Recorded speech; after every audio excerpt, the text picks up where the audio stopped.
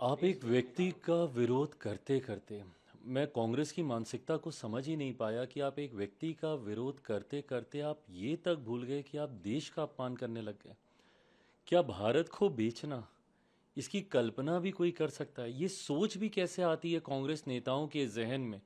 पर स्वाभाविक है, उन लोगों के जहन में सोच आ सकती है जिन्होंने पूरे देश को बंदी बनाने का काम किया हो, इमरजेंसी देश में लगाकर।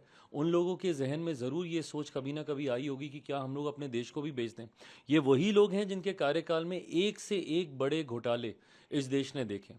आज देश में एक ऐसा प्रधानमंत्री जिसने न सिर्फ देश में घोटालों पे, भ्रष्टाचार पे नियंत्रण लगाने का काम किया, एक ऐसा प्रधानमंत्री जिन्होंने अंतर्राष्ट्रीय स्तर पर हमारे देश का मान बढ़ाने का काम किया, एक ऐसे प्रधानमंत्री जिन्होंने एक गरीब परिवार से लेकर दुनिया में देश कैसे अपना नाम ऊंचा करे, अंतर्राष्ट्रीय स्तर पर कैसे भारत का सम्मान बढ़े, अंतरिक्ष के माध्यम से कैसे दुनिया में भारत की पहचान बने, हर स्तर पर उस व्यक्ति ने काम करने का काम किया।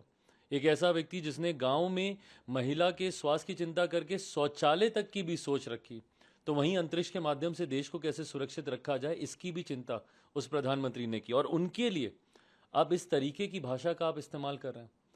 आदरणीय खड़गे साहब बहुत बड़े हैं और बहुत अनुभवी हैं, उम्र में मुझसे बहुत बड़े हैं। आप कीजिए ना, नीतियों का विरोध कीजिए, बट आप एक व्यक्ति का विरोध करते करते आप देश के साथ आप इस तरीके की भाषा का इस्तेमाल करने लगते हैं, ये कतई उचित नहीं है। आप हमारी सरकार को नीतियों पे घेरिए, आपको जितने सवाल हमारी सरकार से करने हैं, आप कीजिए। आपके पास पूरा हक है, पूरा अधिकार है, पर इस तरीके की भाषा का इस्तेमाल करना हमारे देश के लिए ये कतई उचित नहीं है। मुझे नहीं लगता कि कोई भी भारतीय इस बात को कभी भी स्वीकार करेगा या आपका कभी भी सम्मान करेगा जिस तरीके की भाषा का आपने इस्तेमाल किया देश को बेचने का। ये सोच किसी भारतीय के जहन में नहीं आ सकती। अगर आदरणीय खड़गे साहब अगर ऐसी सोच को भी रख रहे हैं तो कहीं ना कहीं ये चिंता की बात है।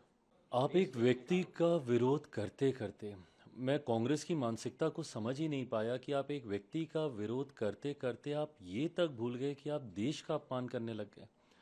क्या भारत को बेचना, इसकी कल्पना भी कोई कर सकता है? ये सोच भी कैसे आती है कांग्रेस नेताओं के जहन में?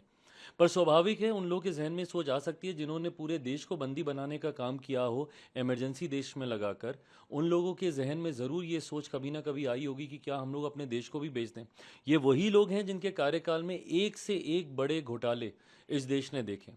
आज देश में एक ऐसा प्रधानमंत्री जिसने न सिर्फ देश में घोटालों पे, भ्रष्टाचार पे नियंत्रण लगाने का काम किया, एक ऐसा प्रधानमंत्री जिन्होंने अंतर्राष्ट्रीय स्तर पर हमारे देश का मान बढ़ाने का काम किया, एक ऐसे प्रधानमंत्री जिन्होंने एक गरीब परिवार से लेकर दुनिया में देश कैसे अपना नाम ऊंचा करे, अंतर्राष्ट्रीय स्तर पर कैसे भारत का सम्मान बढ़े, अंतरिक्ष के माध्यम से कैसे दुनिया में भारत की पहचान बने, हर स्तर पर उस व्यक्ति ने काम करने का काम किया।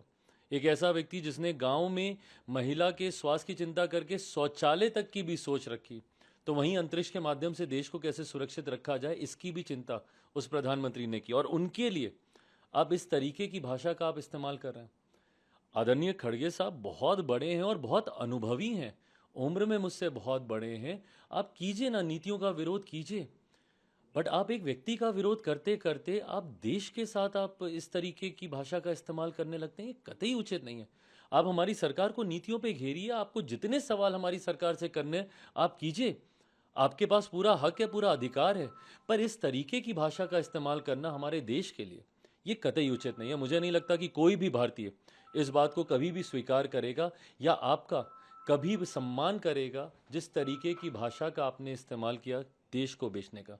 ये सोच किसी भारतीय के जहन में नहीं आ सकती। अगर आदरणीय खड़गे साहब अगर ऐसी सोच को भी रख रहे हैं तो कहीं ना कहीं ये चिंता की बात है। न्यूज नेशन अब व्हाट्सएप पर खबरों के ताजा अपडेट के लिए न्यूज नेशन के इस क्यूआर कोड को स्कैन करें।